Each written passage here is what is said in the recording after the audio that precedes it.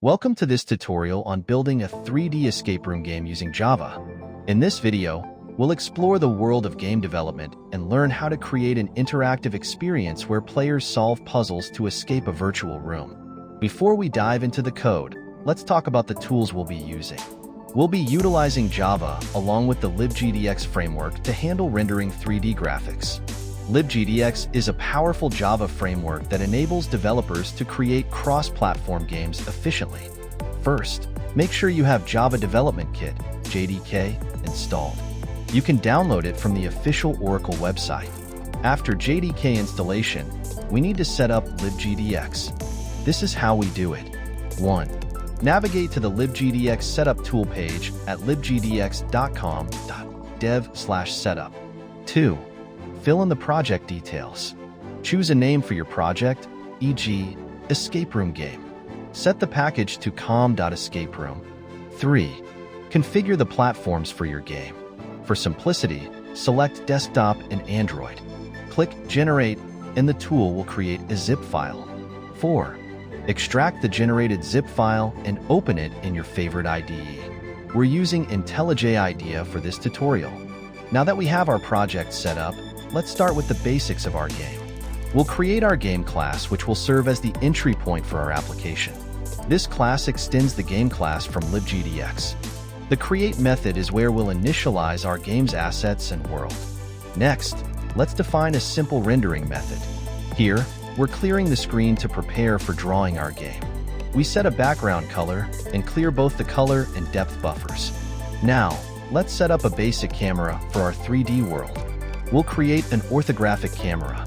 The perspective camera provides a realistic perspective effect. We set its position and make it look at the origin, where our objects will be placed. Next, we want to set up our 3D environment with basic lighting.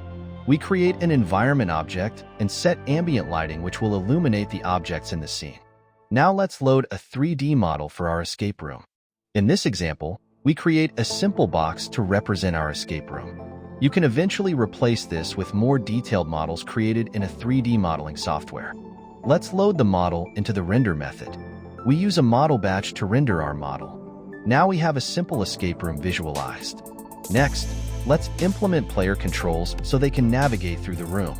This method listens for player input to move the camera forward or backward using the W and S keys. Let's add some controls for rotating the camera with the mouse. With this code, players can click and drag the mouse to look around the room.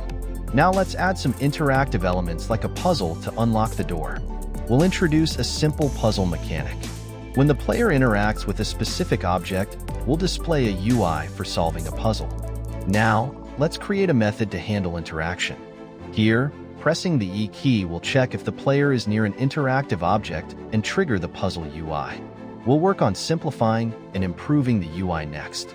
We use a stage to manage our UI elements. Now let's create a simple puzzle UI. We can use text button for this. This button will be displayed when the player interacts with the puzzle. You will need to replace the textures with your own button images. Finally, let's handle the logic for solving the puzzle. Here we're checking if the puzzle is solved and updating whether the door is locked.